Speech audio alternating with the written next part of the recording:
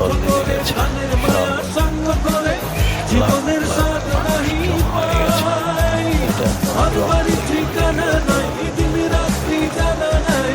চলো সীমানা সঠিক নাই, জানি শুধু চলতে হবে, এগুলি বাইতে হবে, জানি শুধু চলতে হবে, এগুলি বাইতে হবে। আমি কাল সকাল পর্যন্ত তারা এখানে অবস্থান জীবনের স্বাদ নাহি পাই, ঘর বাড়ি ঠিকানা নাই, দিন রাত্রি জানা নাই, চলো সীমানা সঠিক নাই,